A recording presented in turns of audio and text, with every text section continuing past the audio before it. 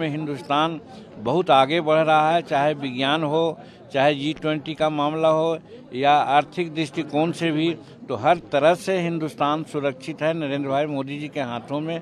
इसलिए हम लोग सौभाग्यशाली हैं कि एनडीए के पार्टनर हैं, इसलिए यहाँ पर किसी प्रकार की कोई इफवट नहीं है।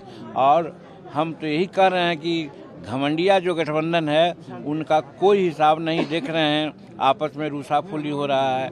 एक को सेनापति पहले बना करके मैंने प्रधानमंत्री का सब विभाग दिखा करके हमारे नेता को कहां से कहां तक लोग हटाया, बिहार के काम को हैम्पर करके। आवाज़ उनको कन्वेनर का भी सीट देने की बात आई तो वो रूस गए और उन्होंने लालू जी को कहा कि लालू जी को कन्वेनर बना दिए। तो इस तरह से साफ है कि घमंडिया गठबंधन आपस में टूट गए हैं और आज और कल आप देखिएगा 2-4 दिन के अंतर्गत उनका कोई अस्तित्व ही नहीं रहेगा। लालू जी ने अभी कहा है कि इतनी जल्दी सीट शेयरिंग थोड़ी ही होती है।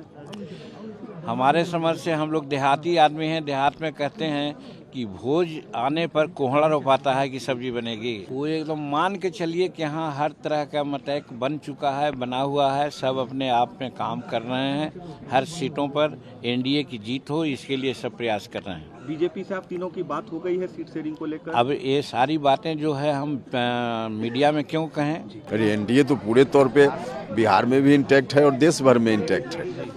सब कुछ यहाँ स्मूथली है और रहेगा, यहाँ कहाँ कोई कठिनाई, बिल्कुल ठीक है।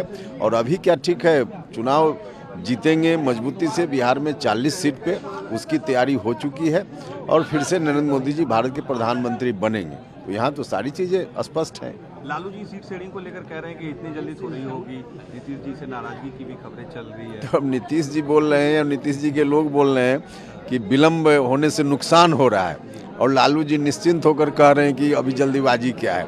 आप इसका अर्थ लगा सकते हैं कि उनके गठबंधन में क्या कुछ हो रहा है। देखिए, उनका गठबंधन स्वार्थ के आधार पर बना है, कोई देश का हित नहीं है, जनता का हित नहीं है।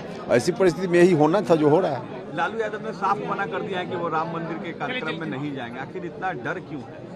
अब इसका तो वही बता पाएंगे कि क्या है।